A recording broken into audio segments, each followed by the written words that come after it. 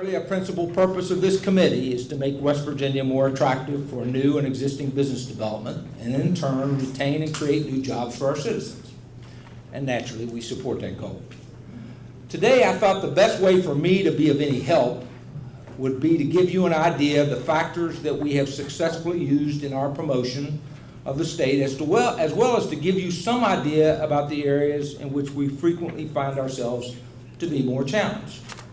I thought the best way to start was if you'll first allow me a few minutes to explain what we really do in the Development Office, how we do it, and what we do it with.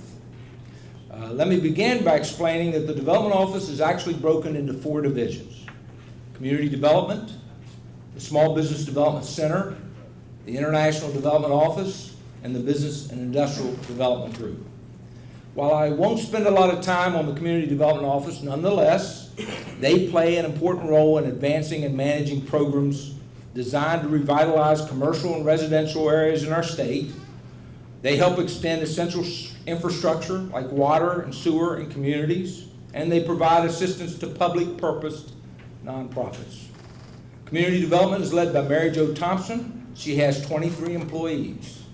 A few of the programs that Mary Jo's team manage include the Appalachian Regional Commission, Small Cities Block Grant Fund, the Neighborhood Investment Program, Main Street and On Track programs, and the Governor's Community Partnership Grant Program.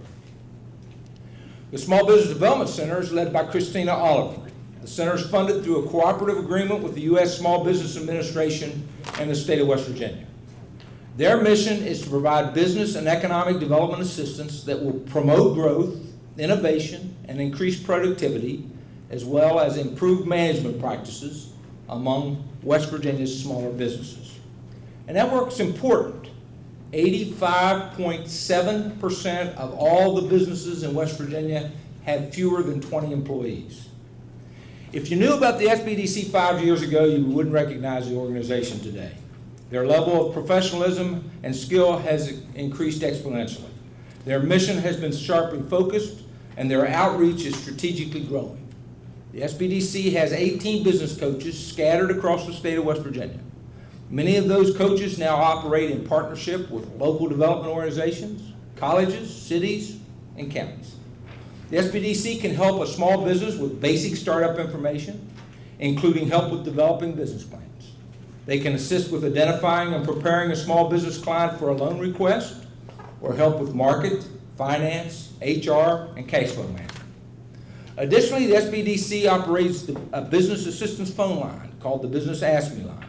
They have a video that's offered online called 3-Step Jumpstart, which is designed to assist with basic business startup processes.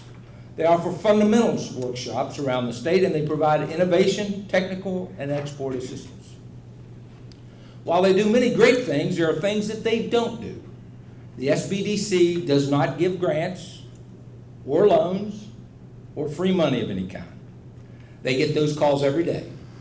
But they have been provided neither the funds nor the authority under the law to provide any of that kind of help.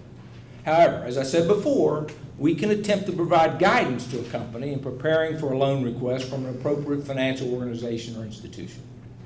There are other limitations that the SBDC has which you may not be aware of. By federal statute, every SBDC client is required to endorse the following statement.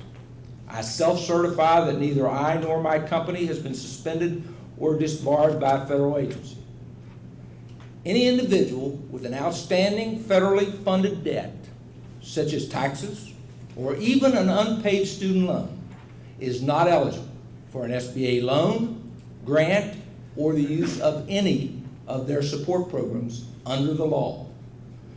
Any individual delinquent on state taxes is not eligible for state-funded capital access opportunities or programs under the law.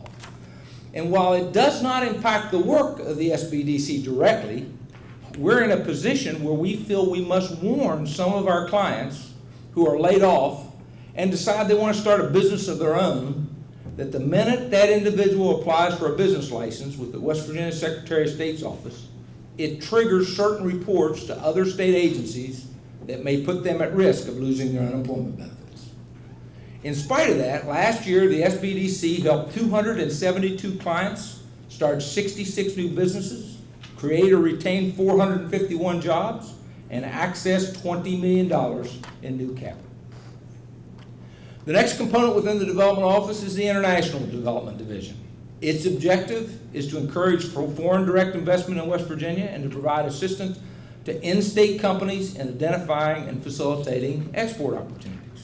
Steve Spence, the director, started as the first and only employee of the International Office in 1986. He currently supervises 7 employees in both our state office and in our 2 trade offices in Nagoya, Japan, and Zurich, Switzerland. Currently, companies from 26 countries have investments in West Virginia, employing over 29,000 West Virginians. The International Office often works with the U.S. Commercial Service to assist in assessing a product's viability in potential overseas markets, and then helps to identify both new markets and locate prospective international business partners. Additionally, they frequently sponsor trade missions and participate in trade shows across the globe in an effort to attract new investment and to assist West Virginia companies export their products to new markets. For example, this year, the state will organize trade missions or participate in trade shows in Japan, China, South Africa, Romania, Germany, Italy, Canada, and Poland. Just last month, Governor Tomlin, as he has done throughout his term, recognized 46 West Virginia companies who exported for the first time to 85 different countries. Our mission, simply put, is to bring foreign companies to West Virginia to create jobs and to help West Virginia companies export their products internationally to keep or create new jobs. That work is becoming more and more important to our economy. Finally, the Business and Industrial Development Office is the division that supports existing industries and actively markets the state to new investments. It is the group that most frequently works on domestic recruitment projects and is in a position to respond to a situation in which we are competing with another state for a new project or for an expansion project with companies that have multi-state locations. Chris Hopkins, who happens to be here, by the way, in the room, leads this group. His group is divided into 2 smaller units. Chris has a staff of 5 people who are focused solely on existing businesses within our state. Each are assigned specific areas of the state. As of last week, they'd already conducted this year 506 company visits, and since January 1st of this year had assisted with 25 expansions by existing West Virginia businesses.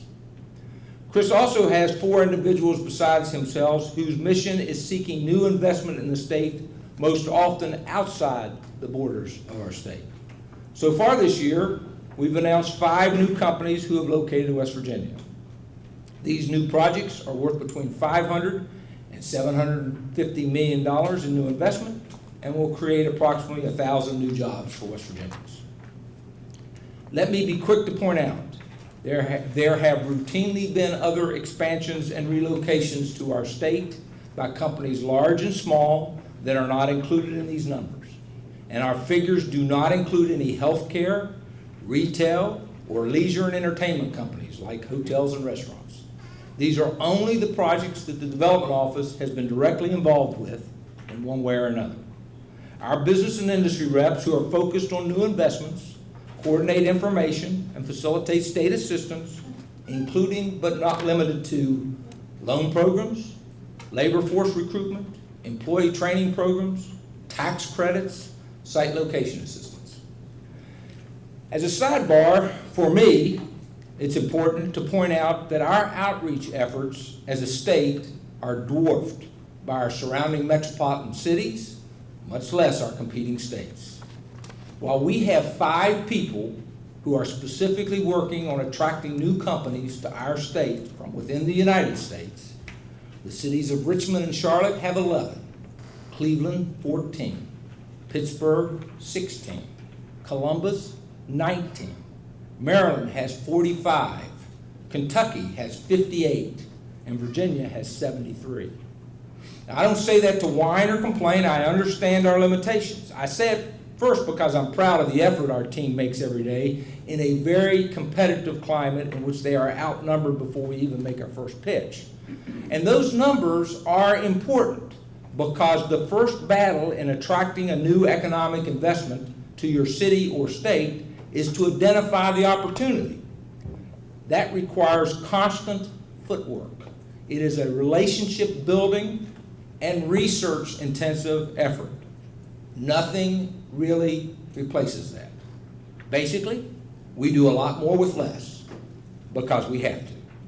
It's also important, however, to note our successes and understand how we've proven to be successful.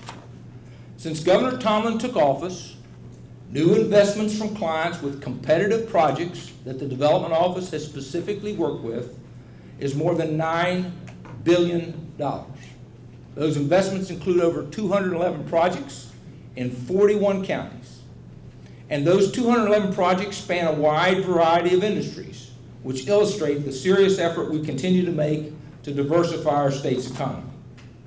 I know you're aware of the recent announcement of Procter & Gamble to construct a new manufacturing facility in Berkeley County. But overall, the expansions and new investments are from a group of well-known names in the industry. Giants like Macy's, Amazon.com, DuPont, Gestamp, and Quad Graphics. Medium and smaller companies like Synergy, Sistersville Tank Works, and Multicoat. And international companies like Toyota, NGK, Diamond Electric, Sergefi, and Hino have all located or expanded their company or employment during Governor Tomlin's term. Those investments have created over 11,000 new jobs for West Virginians. Now, what is the pitch and who do we make it to? Well, if you start with a picture of our state and you look at industry by the numbers, several things stand out. Healthcare and related services employs over 125,000 people in our state, about 18% of our workforce.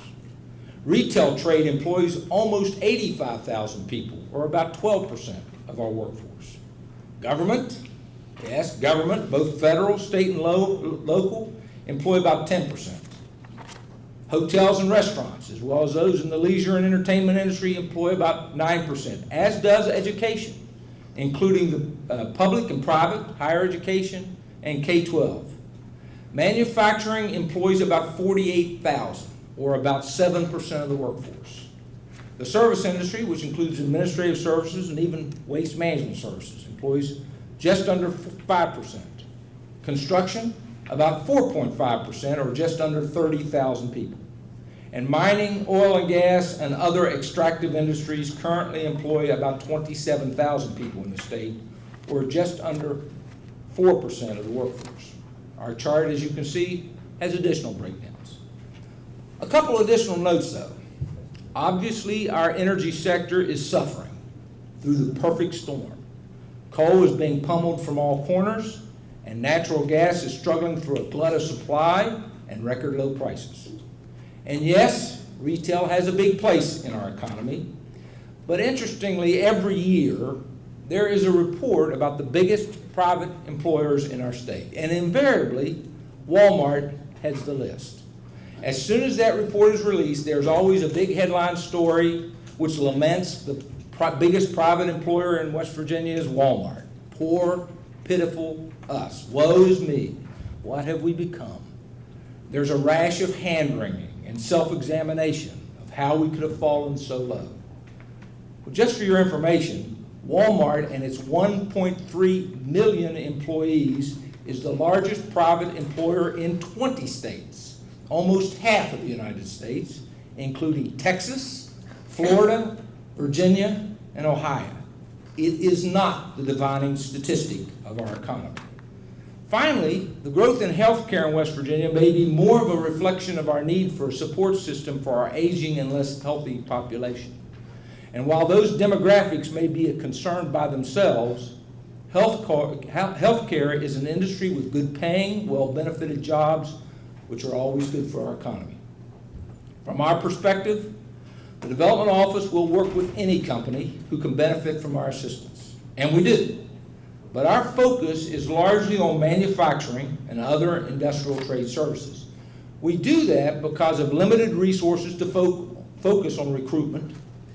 We have resources in our state which can complement those industries, and because we recognize that manufacturing companies are typically a competitively paying, well-benefited industry that is not place-bound and can locate anywhere and must be chased. One of the real challenges we face with the decline in coal is not simply the loss of jobs. It is that we are losing high-paying, well-benefited jobs.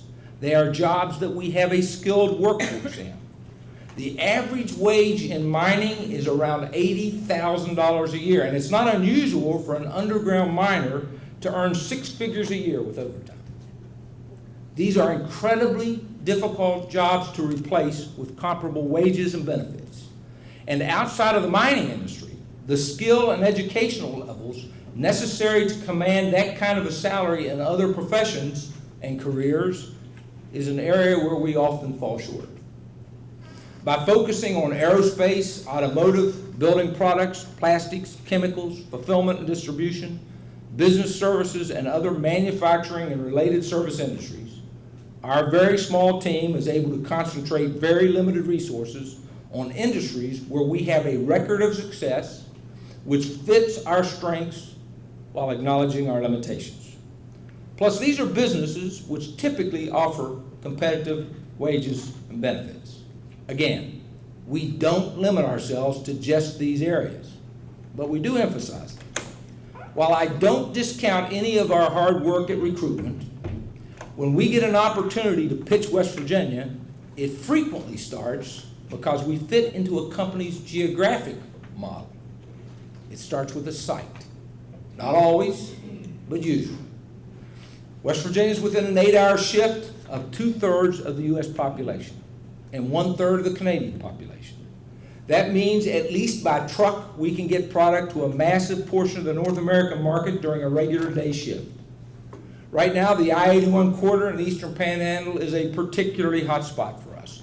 We have huge advantages in the East Coast market, and we are exploiting them. But as a whole, our interstate and corridor system gives us both a location and ground transportation advantage. Now, I want to come back to this later because site is both a positive and a negative for our state. We're also quick to tout in our sales pitch when we're battling for new investments both our general tax climate, our cost of doing business, and the stability of our state's financial condition. And we do that typically right out of the gate. We consider it a strength, as do our prospects. Companies need to be able to plan. They don't like surprises. The trend lines, as it relates to financial costs of operation in West Virginia, have been very positive for the past several years. And it's not by accident.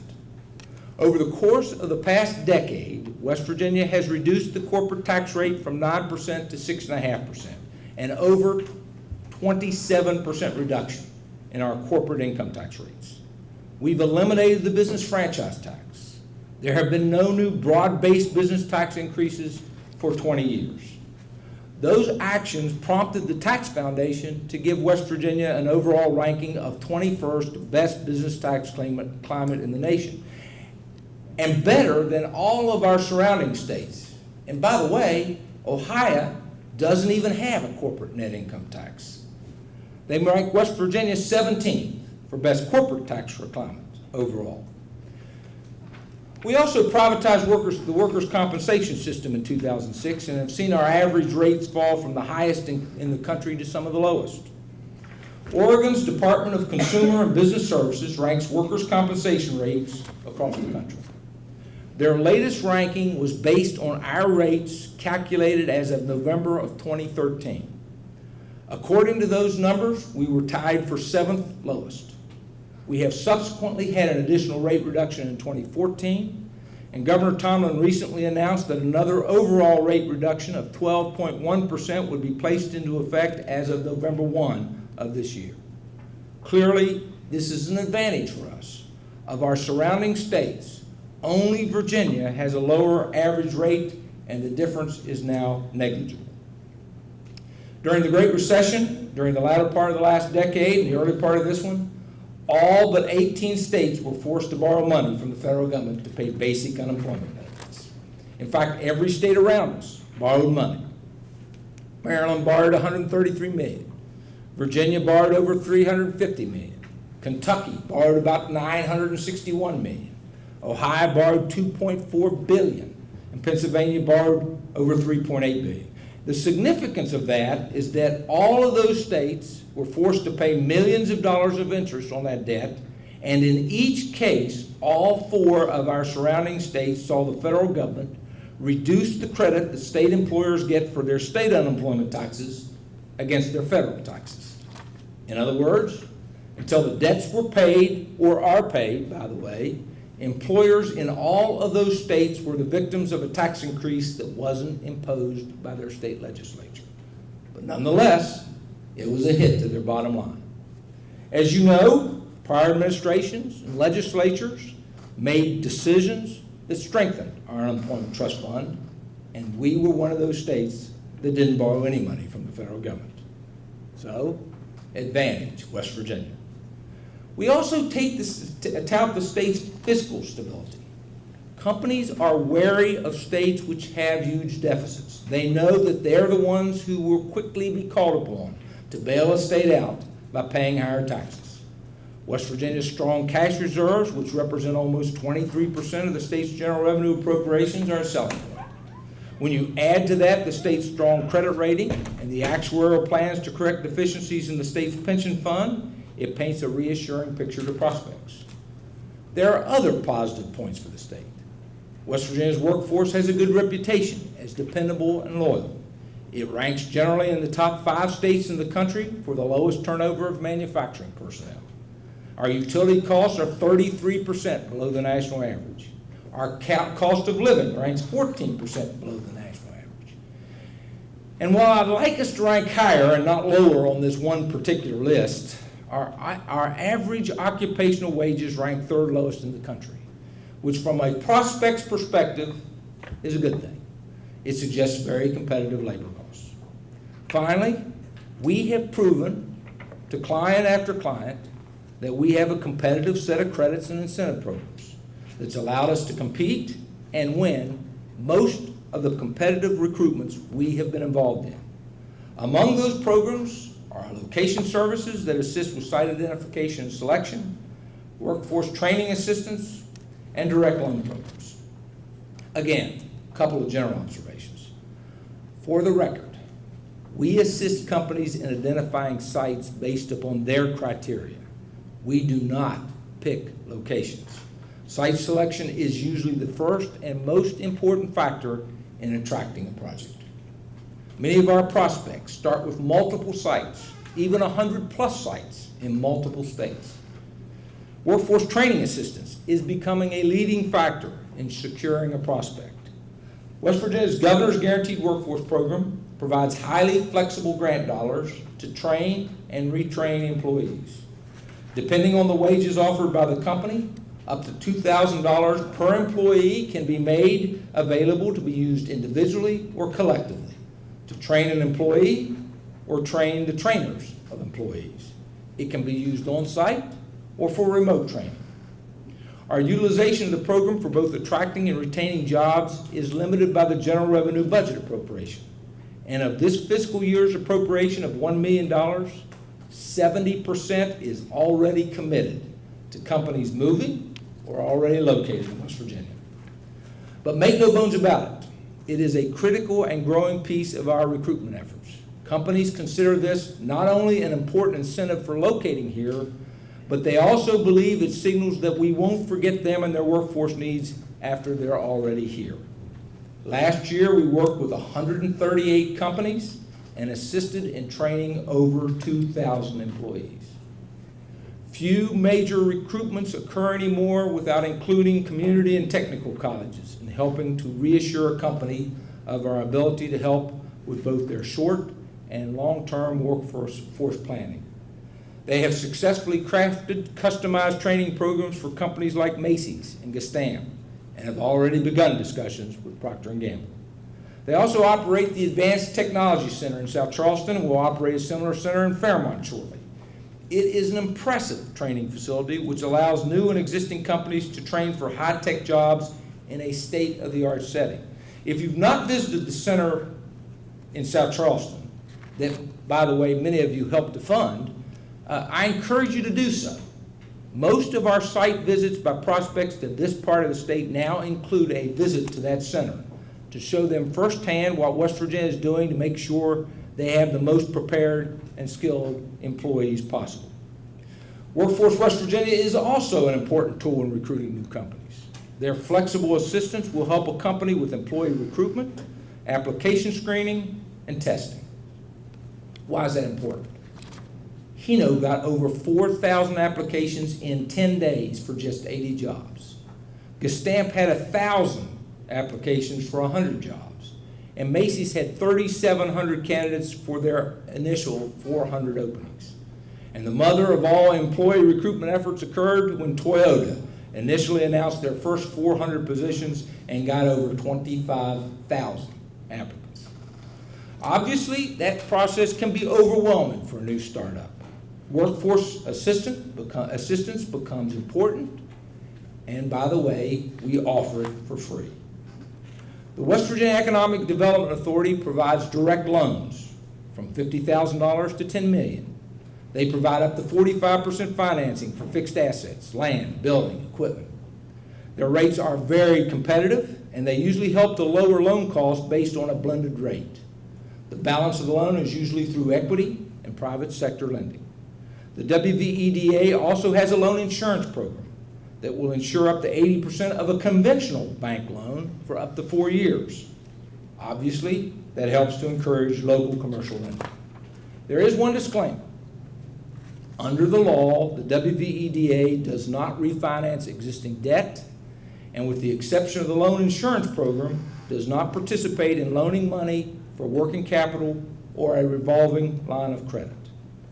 While our friends at the Department of Revenue have already explained our tax credit programs in greater detail than I could, when we are pitching to a company, we focus on 3 primary taxes that a company pays: the corporate net income taxes, property taxes, and sales taxes.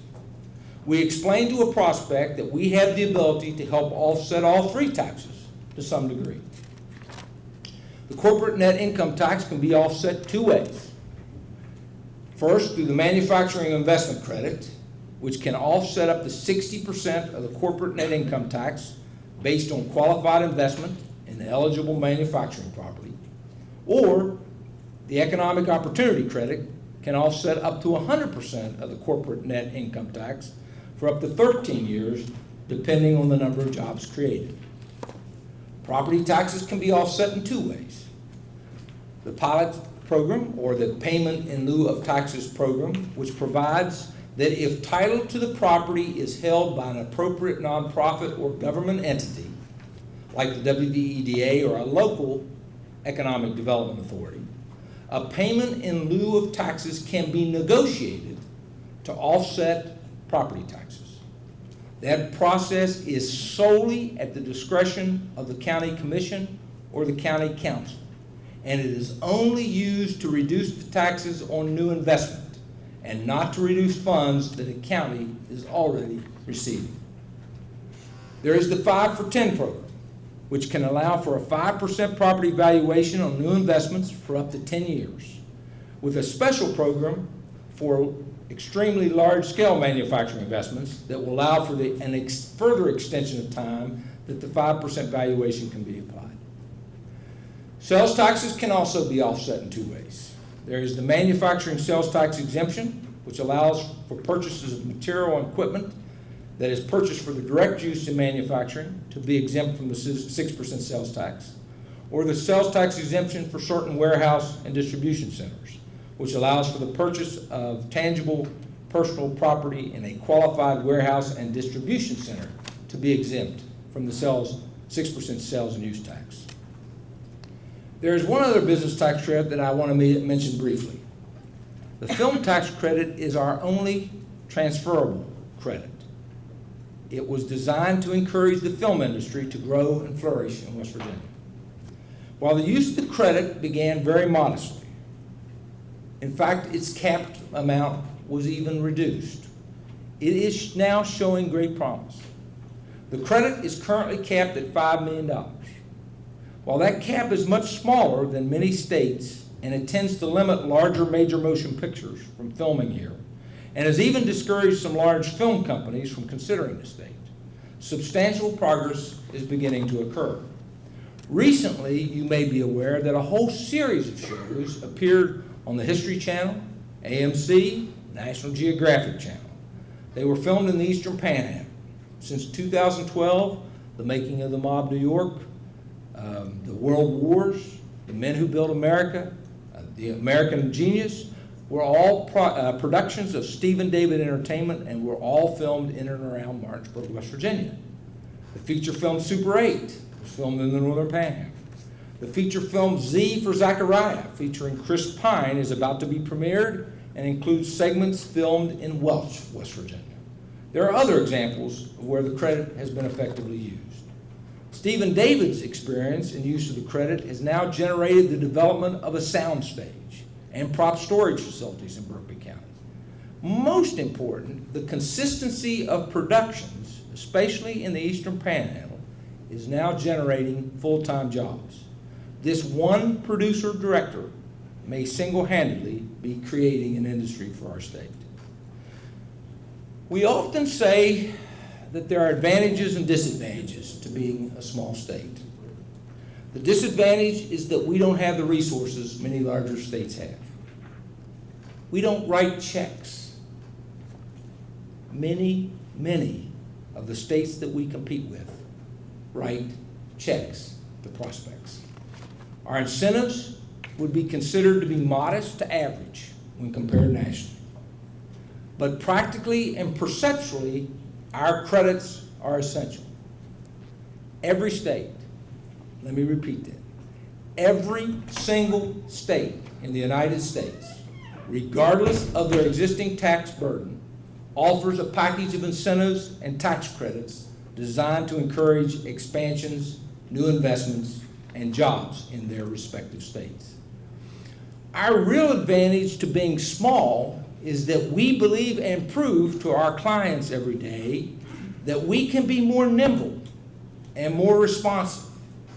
Prospects learn quickly that they have easy access to decision makers from the governor on down, and that we will attempt to address specific needs of their business rather than just offer cookie-cutter incentives that often provide no real benefit. Clearly, that was an important factor with Procter & Gamble. As important as it is for us to land a new company, those companies have even more riding on their success. They need to know that they can solve problems and get answers fast. That's the one thing we can do, which costs us nothing. But surprise, surprise, it isn't always found in bigger states. So circling back, all of those things that I've talked about represent the heart of our pitch. Low cost of doing business, proximity to market, a small and nimble and responsive state government, a stable tax environment, competitive tax credits, workforce training assistance, appropriate startup incentives, a loyal and productive workforce, low energy costs, and a competitive cost of living. Those are the positives we most frequently use. Those are the factors that we believe are producing results. And I have to emphasize, the men and women who are in the field selling our state as the right place to invest are totally focused on those positives. We are salesmen, and we are message-oriented. We sell to our strengths, and we work hard to close a deal. We go to great lengths to focus on the tools that we have and not get lost in the what-ifs. That's why the development office has been as successful as we've been. Typically, I don't let the development office become self-absorbed in second-guessing policy. But for this purpose, I think it's important that you understand areas in which we may struggle a little, or maybe more appropriately, Others believe we struggle. Now, I don't get too wrapped up in all the various studies and rankings of states on the pro-business list. They typically don't tend to represent the real-world questions we get from prospects. However, because we wanted to give you a picture of how some analysts see us, I thought I'd take a few minutes to look at one of the more recent state rankings, specifically the CNBC study. While it is recent, it's not new. The results were widely reported several months ago. We ranked poorly at 49th. It was a ranking which garnered headlines but didn't get attention for the individual factors that drove the ranking.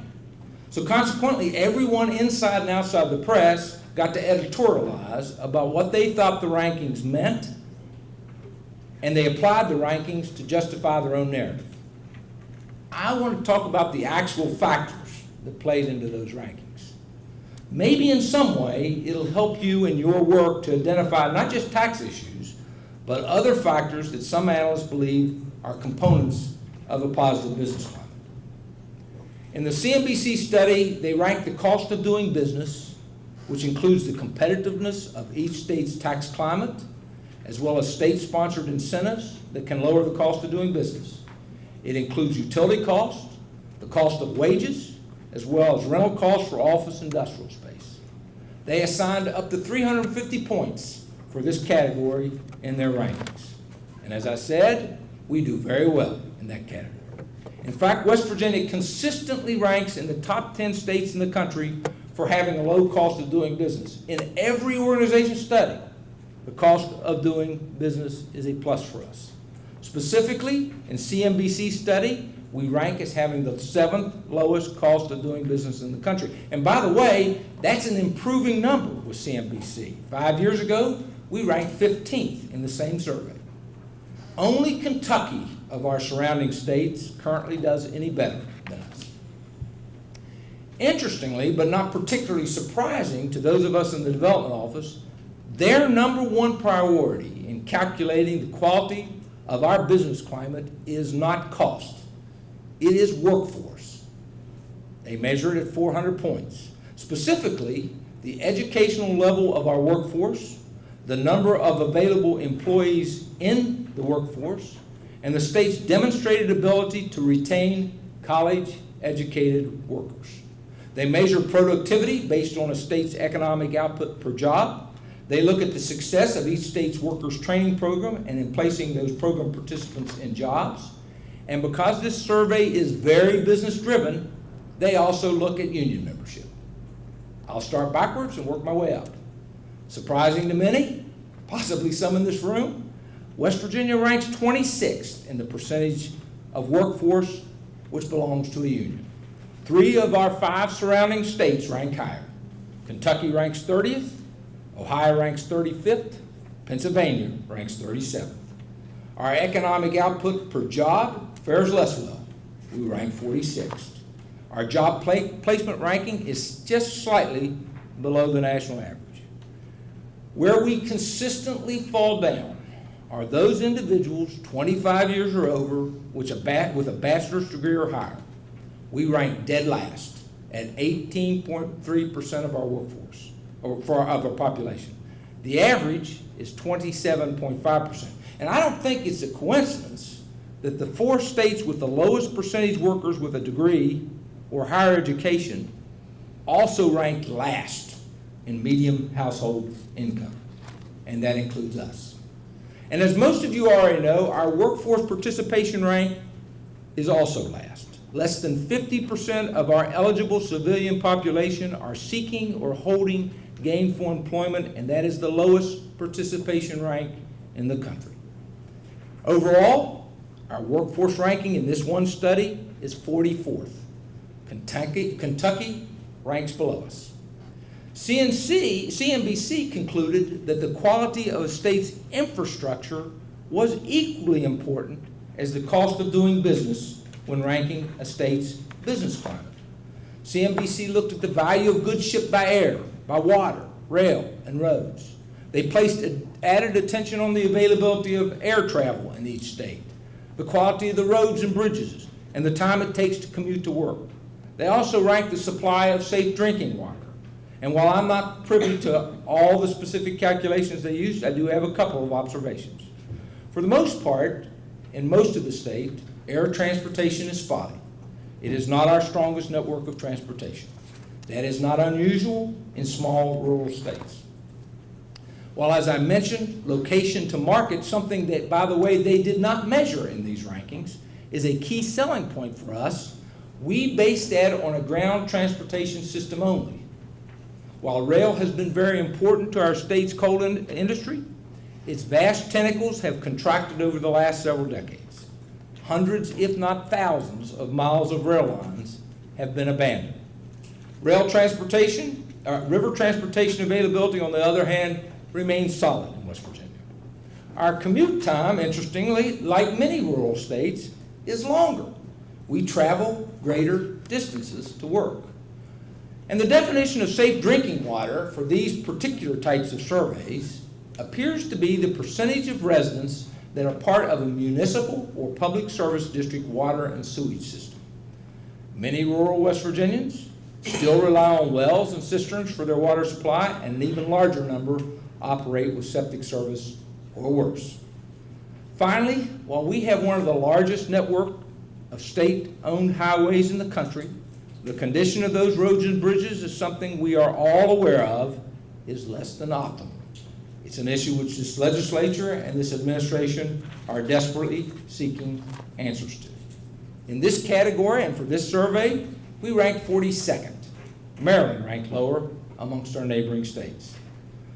In the next two categories, CNBC ranked the overall economy of the state, worth 340 points, and the quality of life, worth 325 points. The key focus in the economy section of this study is the strength and diversity of the economy in each state. They look at job growth and creation. They rank the state's fiscal health by looking at its credit ratings and state revenues versus budget projections. They also award points based upon the number of major corporations who are headquartered in the state. Obviously, that last category is a weakness for a lot of smaller states. But in general, in this category, we rank a little closer to the middle at 36. We're tied with Virginia, and we lead Pennsylvania. The quality of life category includes several factors. They ranked each state's crime rates, and they considered the inclusiveness of the state, such as anti-discrimination protections. They reviewed the quality of health care and the percentage of residents with health insurance coverage. They also attempted to assess the overall health of the population. They did some evaluations of local attractions, parks, recreation, as well as the overall environmental quality of the state's water and air. According to CNBC, we ranked 40th in this category, behind Virginia, Maryland, and Pennsylvania, but ahead of Kentucky and Ohio. Next on their list was the state's level of technology and innovation. Worth 250 points, this part of their analysis assigned points based on the state's support for innovation, the number of patents issued to their residents, and the record of high-tech business formation. They also measured federal health, science, and agricultural grants to the state's university, colleges, and nonprofits. According to CNBC, this is our worst category. We ranked 50th in technology and innovation. Education was next. It was worth 200 points in this survey. Specifically, CNBC looked at K through 12 test scores, class size, per pupil spending. They also looked at digital and lifelong learning opportunities in each state. They considered the number of higher education institutions on a per capita basis, as well as long-term trends in the funding of higher education. We ranked 34th in education, behind Maryland, Virginia, Ohio, and Pennsylvania, but again, ahead of Kentucky. The last three categories in the survey are business friendliness, worth 160 points, cost of living, worth 75 points, and access to capital, worth 75 points.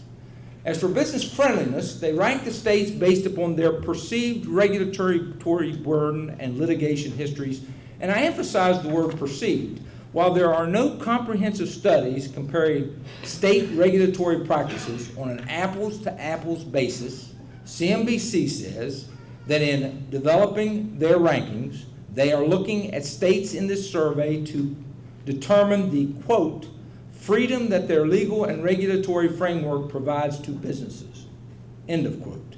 They were less clear on how they measured it. We ranked 48th in this category, which is an improvement from our last ranking of 50th in earlier surveys. The cost of living category reviewed costs from housing to food and energy. Understandably, their conclusion is the wages go further when the cost of living is low. West Virginia's cost of living is 14% below the national average. Consequently, we ranked 24th in this category. Pennsylvania and Maryland both ranked lower than West Virginia. The final consideration was access to capital, which measures the variety and availability of financing options for businesses big and small and the ease by which they can obtain it. Access to capital has been a real challenge in West Virginia, especially for those 85+% of businesses who have less than 20 employees. The federal CAP program that the Jobs Investment Trust administered during the past couple of years is a great example of how desperate West Virginia's small businesses are to access capital. West Virginia expended its allotment under the program in record time. And for every dollar we loaned, 8 private sector dollars were invested in those same companies. In other words, we loaned $10.3 million and it leveraged an additional $83 million to date for the companies involved. On this survey category, we ranked 43rd. The good news is that's an improvement over past years. Now, I don't want to leave you with the impression that I agree with every component of this study. I do not. Nor do I think that every business places the same priorities that CNBC placed on every category, or that it is all inclusive of matters that are important to a business. I believe that all of these studies, regardless of the degree of thoughtfulness that are placed into them, remain somewhat subjective. And obviously, if every state isn't compared with the same level of detail and information, and it isn't collected and measured during the same period of time, the results can be misleading. Clearly, CNBC's study had some questions which were prejudiced against smaller, more rural states and favored bigger states or states with bigger concentration of people in their metropolitan areas. In spite of their rankings, and in spite of how they rank us, we often beat higher ranked states for big and small projects. Interestingly, the CNBC ranking doesn't reflect proximity to market or other site-related issues, but they're important nonetheless. In West Virginia, we win on proximity, but companies aren't making decisions simply based upon CNBC or any other organization's state ranking. The cost of doing business is absolutely a key element in a company's decision-making process on where they want to locate. But you have to acknowledge that it is also clear it isn't the only consideration. If it was, 80% of the businesses in this country would be clamoring to locate to West Virginia. Simply making us the lowest cost state without acknowledging and focusing attention and resources on other factors which create an attractive business climate would be a mistake. We must balance our desire to be competitive on costs with the need to have an exceptionally trained and educated workforce. One without the other will not work for us. We need to appreciate that making improvements to our basic infrastructure can be as pressing an issue to a business as addressing their taxes. We need to protect against dumbing down our economy by only focusing on middle and lower skilled jobs and ignoring the much tougher effort that is required to attract high-skilled, high-tech, and innovative businesses that are on the cutting edge and the part of our nation's emerging economy. Yes, we need to monitor and avoid the proliferation of regulations that stifle productivity, but we have to understand that clean water and clean air and a fair workplace are conditions that can be important to some businesses just as it is to our citizens. We need to develop the resources and encourage the availability of capital if we expect small businesses to have an ability to grow and prosper. I recognize that this committee's focus is specifically on taxes, and I'm asking you to consider the business climate in a much broader context. But are there taxes in which we are out of line with our competing states? Yes. But our competing states have some taxes that are out of line with us. In the case of the two most talked about, the property tax on inventory and manufacturing equipment, we've identified internally several options that can help offset it. They're cumbersome, I admit, and certainly difficult to explain to someone looking at our tax system from a distance. But our representatives from the Development Office, who are in the field every day, are very aware and have often explained to companies that both of these taxes specifically feed our public education system, and that education is a priority in our state, and we know it is for them. And because of that, our remedies to mediate these taxes have all been designed to avoid impacting existing revenues and are geared towards only new investments in West Virginia. They aren't perfect solutions, but for the most part, they've worked. Believe this or not, while I can't identify one instance in which we lost a prospect to taxes, I can identify an area where we've lost countless prospects. Our number one challenge in West Virginia in business development is not on any survey, but is very real for our state. Our biggest challenge is the availability of the sites which meet the need and specifications of our clients.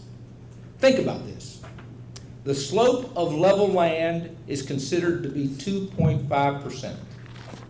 In a study done a couple of decades ago, but shouldn't have changed much given the subject, West Virginia had 5 counties that literally had no acreage that fit into that category. The greatest concentration of level land based upon that study was in Jefferson County at 19%. In general, the percentage of land in West Virginia which is considered to be level is less than 3%. And unfortunately, that land, when it comes to attracting prospects, isn't always where it's wanted or needed or close to infrastructure or the population or out of the floodplain. More often than not, even those sites that come close to meeting the specification of our prospects require substantial site work, and the cost of that ultimately must be mitigated in some fashion before we can usually make a final deal. I've said it often. God gave us some spectacular land to look at, but not a whole lot to live on. We spend our days in the development office giving a positive pitch to companies about the virtues of West Virginia. I have no hesitancy of doing so. In fact, I think the greatest strength we have in the development office especially is the passion that our people have for this state. Now, I've deviated from that script that we apply today only because I recognize that your mission is to confront weakness in order to make our economy stronger. So let me end with 3 general observations. First, we have a great story to tell about the opportunities in our state. We have low costs of doing business. Our proximity to market is strong. We have a small, nimble, and responsive state government and a stable tax environment. We have competitive tax credits, workforce training assistance grants, and appropriate startup incentives, a loyal and productive workforce, and low energy costs, and a competitive cost of living. This administration, in cooperation with this legislature, is working to identify and address critical issues that face our state. And those issues include items like highway and infrastructure repair and litigation reform. Governor Tomlin is personally driving the coordination and reform of our workforce development efforts.